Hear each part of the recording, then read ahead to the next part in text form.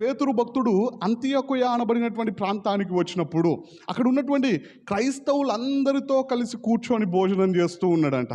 అయితే యాకోబు నొద్ద నుండి కొంతమంది సున్నతి పొందినటువంటి వారు రాక మునుపు, సున్నతి పొందారంటే వీరు యూదుల్లో నుండి క్రీస్తును విశ్వసించినటువంటి వారు.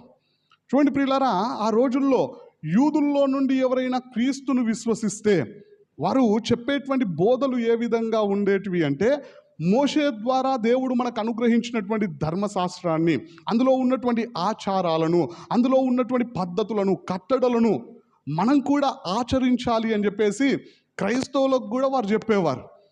ఎవరైతే ఆ ఆచారాలకు, ఆ పద్ధతులకు లోబడతారో వారితో మాత్రమే ఈ యూదుల్లో నుండి రక్షింపబడినటువంటి వారు కలిసి భోజనం చేసేవారు. ఎవరైనా మేము పాటించము అని చెబితే వారితో కలిసి భోజనం చేయడానికి వీరు సిద్ధంగా ఉండేవారు కాదు.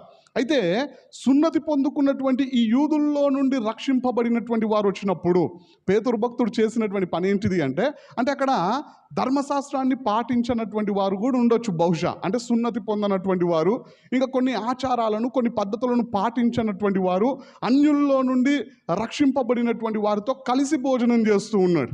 వీరు రాగానే పేతురు భక్తుడంట వేరైపోయిందంట, అక్కడ నుండి తొలగిపోయిందంట. ఆయనను చూసి మరికొంతమంది, అందులో ప్రాముఖ్యంగా బర్నబా కూడా మోసపోయినట్లుగా మనకు కనిపిస్తూ ఉన్నది.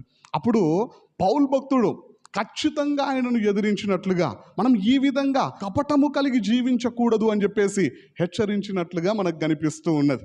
చూడండి ప్రియులారా, యేసుక్రీస్తు ప్రభు వారు కూడా ఇలాంటి సందర్భాన్ని దాదాపుగా ఎదుర్కొన్నట్లుగా మనకు కనిపిస్తూ ఉంటుంది. ఆ మాటలు మనకి మత్తయి సువార్త 9వ అధ్యాయం 9వ వచనం నుండి 13వ వచనం వరకు మనకు కనిపిస్తూ ఉంటాయి. సుంకపు మెట్టు దగ్గర కూర్చున్నటువంటి మత్తయిని ప్రభువు వారు చూసి నన్ను వెంబడించుము అని చెప్పగానే మత్తయి లేచి వెంబడించినాడంట. యేసుక్రీస్తు ప్రభు వారు ఇంటిలోనికి వెళ్ళి భోజనానికి కూర్చున్నప్పుడు ఆయన శిష్యులతో పాటు సుంకరులు, పాపులు కూడా కూర్చున్నారంట. అప్పుడు పరిసయ్యులు అందరినీ గమనించి శిష్యుల దగ్గరకు వచ్చి మాట్లాడుతూ ఉంటారు, మీ బోధకుడు సుంకరులతో, పాపులతో కలిసి భోజనం చేస్తున్నాడు ఏంది, ఈయన పరిశుద్ధుడు కదా అని చెప్పేసి వారితో మాట్లాడినప్పుడు యేసుక్రీస్తు ప్రభు వారు ఆ మాటలు విని వారితో మాట్లాడుతూ ఉంటాడు, వారిని ప్రశ్నిస్తూ ఉంటాడు, వారిని హెచ్చరిస్తూ ఉంటాడు. పరిసయ్యులని, వ్యాధి గల వారికే వైద్యుడు అవసరం కానీ ఆరోగ్యము గల వారికి కాదు అని చెప్పేసి మాట్లాడినట్టుగా, నేను పాపులనే పిలవడానికి వచ్చాను కానీ నీతిమంతులను కాదు అని చెప్పినట్లుగా. అంతేకాకుండా వారితో ఇంకా ఖచ్చితంగా చెప్పినటువంటి మాట ఏంటిది అంటే, నేను బలిని కోరను, కనికరాన్నే కోరుతా అని చెప్పేసి ఆ యొక్క వాక్యాన్ని, ఆ యొక్క వాక్య భావాన్ని ముందు మీరు వెళ్ళి నేర్చుకోండి అని చెప్పేసి వారిని హెచ్చరించినట్లుగా మనకు కనిపిస్తూ ఉంటుంది. అంతేగాని ఆ యొక్క పాపులకు దూరంగా, ఆ యొక్క సుంకరులకు దూరంగా వేరైపోయినట్టుగా మనకు కనిపించదు. అంటే ఎక్కడ ఉన్నా సరే యేసుక్రీస్తు ప్రభు వారు అదేవిధంగా యథార్థంగా ప్రవర్తించినట్లుగా మనకు కనిపిస్తూ ఉంటుంది. అయితే ఇక్కడ పేతురు భక్తుడు మాత్రం ఆ సున్నతి పొందినటువంటి యూదులు రాగానే వారికి భయపడి ఆ క్రైస్తవులకు వేరైపోయినట్లుగా మనకు కనిపిస్తూ ఉంటుంది. అప్పుడు పౌలు భక్తుడు ఖండించినట్లుగా, హెచ్చరించినట్లుగా, అది తప్పు అని చెప్పేసి తెలియపరిచినట్లుగా మనకు కనిపిస్తూ ఉంటుంది. అపోస్తలుడైనటువంటి పౌలు భక్తుడే పేతురుని మెచ్చుకున్నట్లుగా, ఆయనకు విలువిచ్చినట్లుగా కూడా మనకు కనిపిస్తూ ఉంటుంది. పేతురు భక్తుడు కూడా ఆయన మందలించినప్పుడు ముఖాన్ని ఏం చిన్నబుచ్చుకోలేదండి, ఆయన తన తప్పును సరి చేసుకున్నట్లుగా మనకు కనిపిస్తూ ఉంటుంది. మరి ఈ రోజున మన జీవితం ఏ విధంగా ఉన్నది అంటే, పేతురు జీవితం నుండి ఈ సందర్భాన్ని మనం జాగ్రత్తగా ఆలోచన చేసినట్లయితే, కొంతమంది మనుషులను బట్టి కూడా రంగులు మార్చేస్తూ ఉంటారు, వారు మారిపోతూ ఉంటారు. బైబిల్ గ్రంథంలో అలాంటి వారు ఎంతోమంది మనకు కనిపిస్తూ ఉంటారు. ఉదాహరణకి రాజులు మొదటి గ్రంథము 11వ అధ్యాయము 4వ వచనం నుండి మనం ధ్యానించినట్లయితే సొలొమోను భక్తుడి జీవితం మనకు కనిపిస్తూ ఉంటుంది.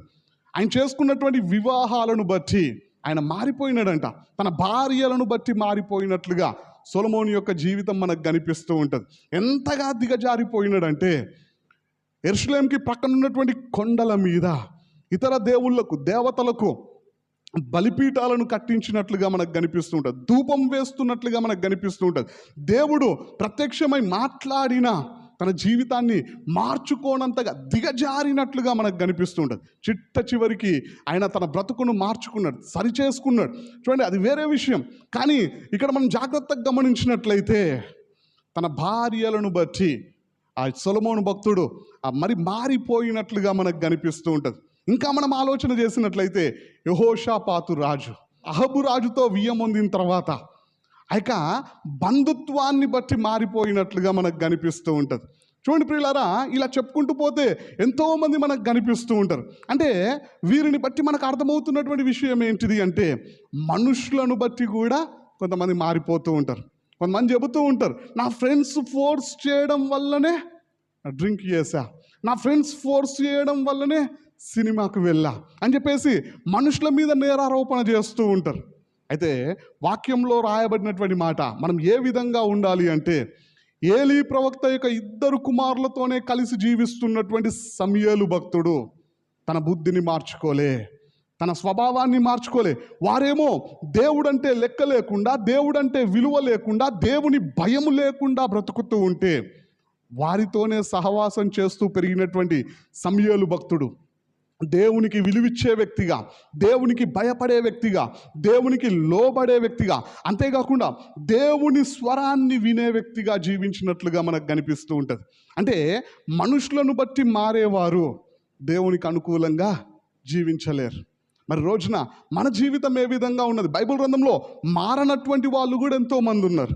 ఉదాహరణకి నెబుకద్నెజర్ రాజు వచ్చేసి ఎంతమంది యవనస్తులను బానిసలుగా తీసుకొని వెళ్ళాడంటే 4 మాత్రమే కాదండి, 10,000 మందిని పట్టుకుపోయిండంట.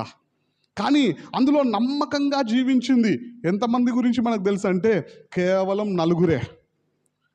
దానియేలు గ్రంథం 3వ అధ్యాయంలో మనం ధ్యానించినట్లయితే, ఓ ప్రతిమను నిలబెట్టి దీనికి మ్రొక్కకపోతే వారందరినీ తీసుకొని వెళ్ళి అగ్నిగుండంలో పడవేస్తా అని చెప్పగానే బబులోను దేశంలో జీవిస్తున్నటువంటి ప్రతి ఒక్కరూ ఆ బొమ్మకు మ్రొక్కినట్టుగా మనకు కనిపిస్తూ ఉంటుంది. అంతేకాకుండా యూదా దేశంలో నుండి బానిసలుగా వచ్చినటువంటి వారు కూడా మ్రొక్కే ఉంటారు. ఒకవేళ మ్రొక్కి ఉండకపోతే షద్రక్ మేషక్ అబేద్నగోలతో పాటు వారు కూడా అగ్నిగుండంలో పడవేయబడాలి. కానీ మనుషులందరూ మొక్కుతూ ఉన్నప్పుడు వీళ్ళు కూడా మొక్కేసినారు. అంటే మనుషులను బట్టి మారిపోయినారు, స్థలాలను బట్టి మారిపోయినారు. మారంది ఎంతమంది అంటే అక్కడ 3 మనకు కనిపిస్తూ ఉన్నారు.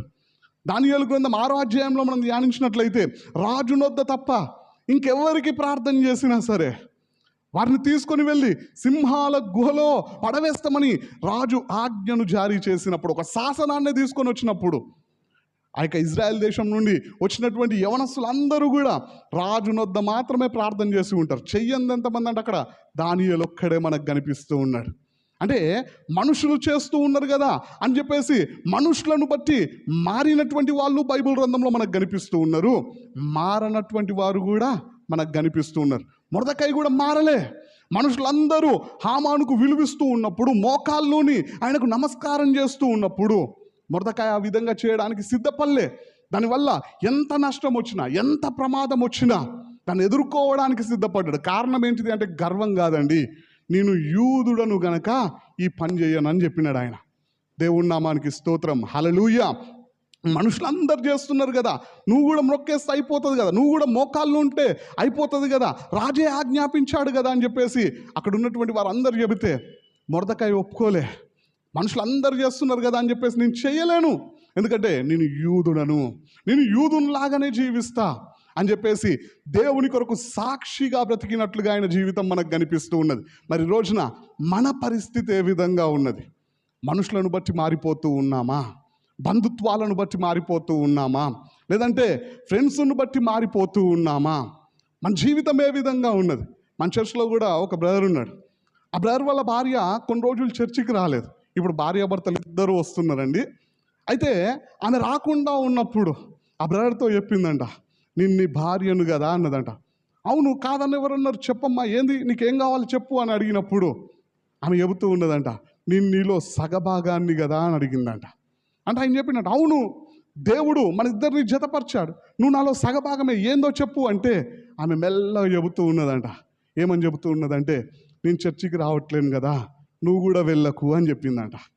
నేను నీ భార్యను కదా, నేను చర్చికి రావట్లేను కదా, నువ్వు కూడా వెళ్ళకు అంటే ఆ బ్రదర్ ఇచ్చినటువంటి జవాబు, నువ్వు నా భార్యవే, నేను కాదనట్లేను, నువ్వు నాలో సగభాగమే, నేను కాదనట్లేను, కానీ నీకోసం నేను దేవుణ్ణి ప్రక్కన పెట్టలేను, నీకోసం నేను మందిరాన్ని ప్రక్కన పెట్టలేను, నేను నీకోసం దేవునికి దూరం కాను, ఏదేమైనప్పటికీ నేను ఖచ్చితంగా మందిరానికి వెళ్తాను, నీకోసం ప్రార్థన చేస్తాను, నువ్వు కూడా రావాలని దేవునికి మొర పెడతా అని చెప్పేసి మందిరానికి క్రమం తప్పకుండా వచ్చారు.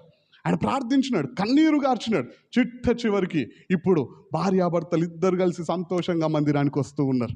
కానీ చాలామంది ఆ విధంగా ఉంటారా అంటే, ప్రేమతో మాట్లాడగానే లేదా భయపెట్టగానే లేదా ఇంతమంది మేము ఈ విధంగా ఉంటూ ఉన్నాం, నువ్వెందుకు ఆ విధంగా జీవిస్తూ ఉన్నావు, ఇంతమంది మేము త్రాగుతూ ఉన్నాం, నువ్వు ఒక్కడివే ఎందుకు త్రాగవు, ఇంతమంది మేము బార్కు వెళ్తూ ఉన్నాం, సినిమాలకు వెళ్తూ ఉన్నాం, ఇంత ఆనందంగా జీవిస్తూ ఉన్నాం, నువ్వెందుకు ఈ సంతోషాలకు దూరంగా ఉంటావని చెప్పేసి స్నేహితులు కావచ్చు, బంధువులు కావచ్చు, మనల్ని నా అనుకునేవారు కావచ్చు, రకరకాల మనుషులు మనల్ని ప్రేరేపిస్తూ ఉన్నప్పుడు మనము మన స్వభావాన్ని మార్చుకుంటూ ఉన్నామా, మన ఆలోచనలు మార్చుకుంటూ ఉన్నామా, మన బుద్ధిని మార్చుకుంటూ ఉన్నామా, ఒక మాటలో చెప్పాలంటే ఊసర వెళ్ళిలాగా రంగును మారుస్తూ ఉన్నామా? ఈరోజున మన జీవితం ఏ విధంగా ఉన్నది? రంగును మార్చే స్వభావం కలిగి ఉండండి అని దేవుడు మనకు చెప్పలే. మరి మనం మారిస్తే దేవుడు ఒప్పుకుంటాడా అంటే ఒప్పుకోడు.